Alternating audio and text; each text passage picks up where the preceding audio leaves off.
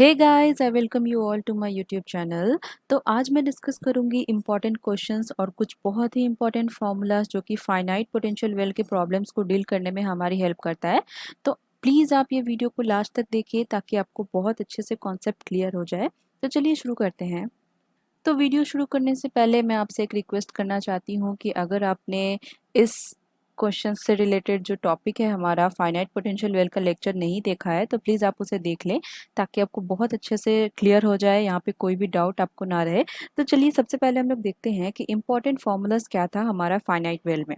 तो सबसे पहले था कि श्रोडिंगर इक्वेशन हम लोग कैसे अप्लाई करेंगे, तो ये मैंने लिख दिया है। यहाँ पे जिस तरह का हमारे पास पोटेंशियल दिया गया होगा उस तरह आप यहाँ पे पुट कर दीजिएगा। जैसे वी नॉट है तो वी नॉट, और ज़ीरो है तो इसको ज़ीरो कर देना है। ठीक है, तो मैं ये लिखती हूँ। उसके बाद अल्फा स्क्वायर हमारा कितना आया था, 2m v0 - e divide by H cut square. Beta square हमारा था ये।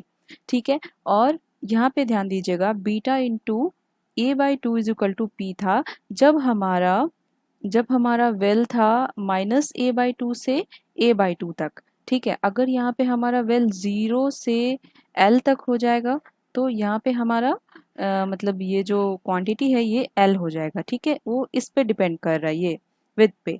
Okay, so alpha a/2 is equal to Q माना था हमने, और alpha square plus beta square हमने माना था 2m v0 divide by H cut square. ठीक है, उसके बाद नेक्स्ट इक्वेशन हमें क्या मिला था, P tan P is equal to Q. ये भी बहुत इंपॉर्टेंट इक्वेशन है, इसको आपको याद रखना है। उसके बाद P square plus Q square हमें ये मिल गया था, ये हमारा आर स्क्वायर था। आर स्क्वायर का वैल्यू हमें ये मिला था। उसके बाद हमें इवन बाउंड स्टेट का एनर्जी मिला था जो था E N is equal to 2h cut square P N square divided by M A square, where N is equal to 0 2 4 6 dot dot dot. ठीक है, तो ये हमारा इवन बाउंड स्टेट था। उसी तरह फिर आउट बाउंड स्टेट के लिए हम लोग निकाले थे तो हमें ये इक्वेशन मिला था, P cot P is equal to minus Q, E N is equal to 2h cut square P N square divided by M A square. इसमें हमारा एन का वैल्यू क्या था, 1 3 5 7 डॉट डॉट डॉट। ये था हमारा फॉर ऑड बाउंड स्टेट। उसके बाद फिर हमने निकाला था कि हम लोग कितना नंबर ऑफ बॉन्ड स्टेट होगा अगर हमारा आर इसके बीच में लाइक कर रहा है तो कैसे होगा। तो यहाँ पे आप देखिए 0 से π/2 के बीच में अगर हमारा आर है तो 1 बाउंड स्टेट, अगर π/2 से पाई तक है तो 2 बाउंड स्टेट, और पाई से 3π/2 तक है तो 3 बाउंड स्टेट, और 3π/2 से 2 पाई तक है तो 4 बाउंड स्टेट। तो ये आप अगर याद रख लेंगे तो आपको डायरेक्ट पुट करने में बहुत आसानी होगी, क्योंकि इससे क्वेश्चन रिलेटेड बहुत आते हैं एंट्रेंस एग्जाम में। तो चलिए अब कुछ क्वेश्चंस देख लेते हैं। सो क्वेश्चन नंबर 1 है, there are only 3 bound states for a particle of mass m in a 1D potential well of the form this form Vx is equal to 0 -a/2 से a/2 तक 0 है potential, उसके बाद V0 है otherwise. ठीक है, the depth of the potential well satisfies the condition. तो हमें क्या निकालना है, हमें निकालना है कि ये कितना है, डेप्थ कितना है। ठीक है, तो हमें V0 निकालना है। तो यहाँ पे देखिए सॉल्यूशन क्या है, since we know that 3 bound state of the particle r lies between pi से 3π/2। मैंने आपको पहले भी बताया कि ये कंडीशन हमारा फॉलो होगा अगर 3 बाउंड स्टेट है। तो ये हमारा क्वेश्चन में ही दिया गया है कि 3 बाउंड स्टेट है, तो ये कंडीशन हम लिख देंगे। उसके बाद हम स्क्वायर करेंगे तो आर स्क्वायर का वैल्यू हमें पता है ये होता है, यहाँ से हम लोग वी नॉट निकाल लेंगे, वी नॉट का वैल्यू लिख देंगे।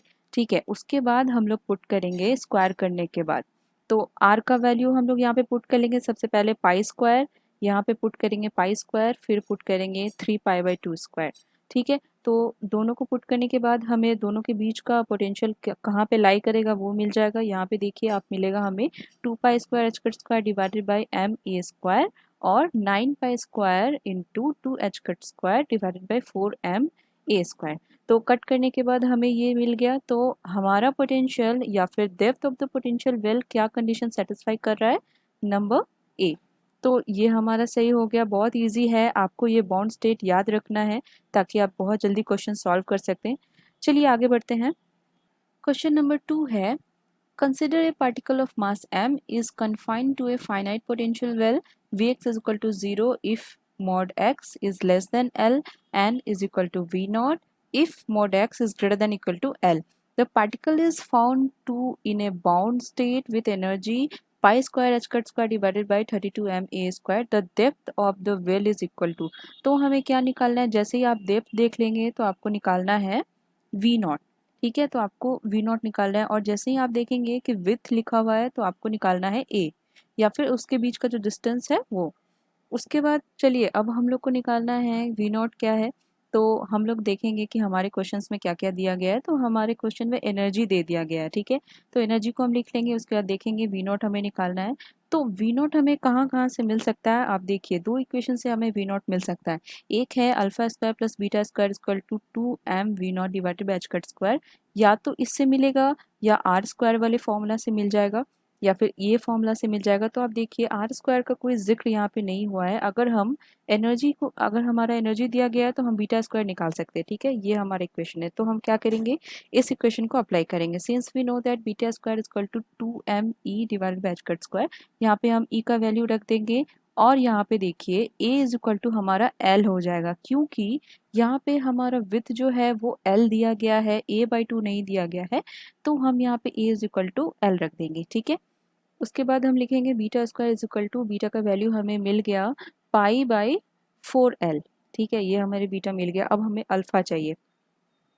Now we know that P tan P is equal to Q, बहुत ही फेमस इक्वेशन है, मैंने आपको पहले भी बताया है।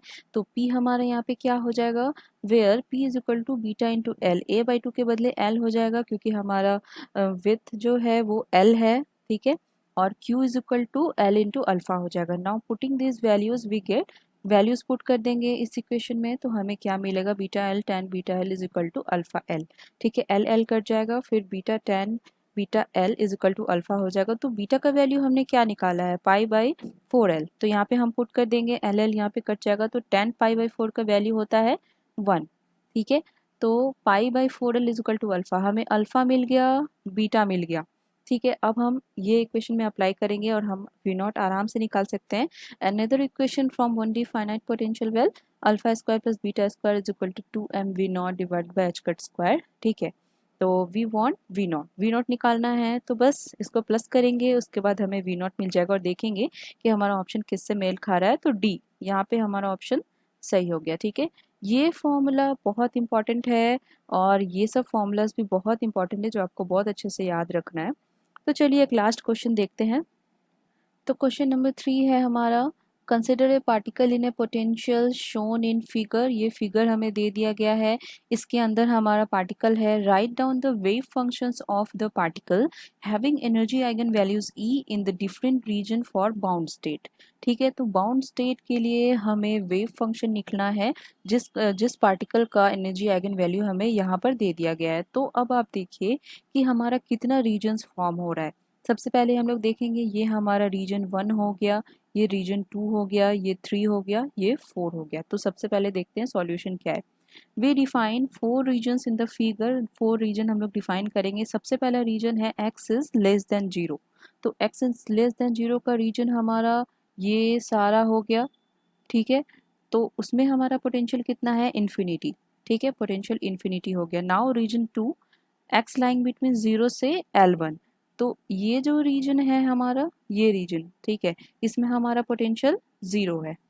नाउ रीजन 3, L1 से L2 तक, तो यहाँ पे हमारा पोटेंशियल कितना है, V is equal to minus V not.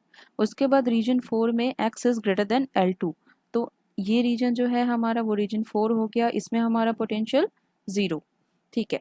तो वेव फंक्शन निकालना है, तो सबसे सिंपल सा फंडा है, क्या अप्लाई करना है हमें, time independent Schrodinger wave equation, ठीक है। तो according to time independent Schrodinger equation हम ये अप्लाई कर देंगे, तो हमें ये मिल गया। अब रीजन 1 में हम लोग देखेंगे, क्योंकि हमारा पोटेंशियल जो है वो इन्फिनिटी है, then psi1x is equal to 0। अगर आपको याद नहीं हो तो मैं आपको याद दिला दूँ कि इन्फिनाइट पोटेंशियल वेल में जब हम वेव फंक्शन फाइंड करते थे, अगर आप इसको हाइपोथेटिकली ऐसे मान लेंगे कि यहाँ पे हमारा एक लाइन है, तो आपको याद करा दूँ कि ये रीजन 1 था, ये रीजन 2 था, और ये रीजन 3 था। तो वेव फंक्शंस हमारा सिर्फ इसी रीजन में मिल रहा था, क्योंकि इधर इनफाइनाइट पोटेंशियल था और इधर इनफाइनाइट पोटेंशियल था। तो यहाँ पे हमारा वेव फंक्शन 0 नहीं था, और यहाँ पे हमारा वेव फंक्शन 0 था, और यहाँ पे भी 0 था। तो यहाँ पे हमारा psi1 क्या हो जाएगा, 0, ठीक है। उसके बाद चलिए अब बात करते हैं रीजन 2, 3 और 4 के लिए। तो यहाँ पे मैंने ये हटा दिया है क्योंकि इसका वेव फंक्शन हमें मिल चुका है। तो आप देखिए ये पोटेंशियल हमारा कुछ फाइनाइट पोटेंशियल जैसा दिख रहा है, जिसमें कि हम लोग एनर्जी यहीं पे लेते थे और इसका हम लोग वेव फंक्शन निकालते थे। तो यहाँ पे बशर्ते बात सिर्फ इतना ही है, क्योंकि यहाँ पे v इज इक्वल टू 0 था, यहाँ पे हमारा v नॉट था और यहाँ पे हमारा v 0 था, लेकिन यहाँ पर v is equal to minus V not है। ठीक है, तो अब हम लोग अप्लाई करते हैं श्रोडिंगर इक्वेशन। तो फर्स्ट रीजन में हमारा हो जाएगा v, क्योंकि 0 है। ठीक है, तो हम यहाँ पे लिख देंगे, ये इक्वेशन हमें मिल जाएगा रीजन 2 के लिए। ठीक है, तो अल्फा का वैल्यू हमें क्या मिल गया, alpha is equal to root under, आप देखिए ये हो गया रूट अंडर, ये root under -2 me divided by H cut square, क्योंकि पोटेंशियल नेगेटिव है तो एनर्जी भी हमारा नेगेटिव होगा। तो ये हमें मिल गया alpha. Now solution of equation 2 can be written as psi 2x is equal to a to the power alpha x plus b to the power minus alpha x।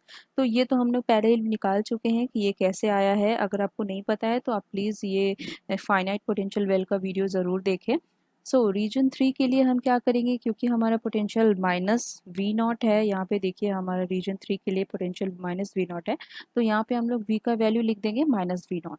ठीक है, तो हमें ये मिल जाएगा। उसके बाद बीटा हमारा क्या हो जाएगा, beta is equal to 2m v naught plus e divided by H cut square.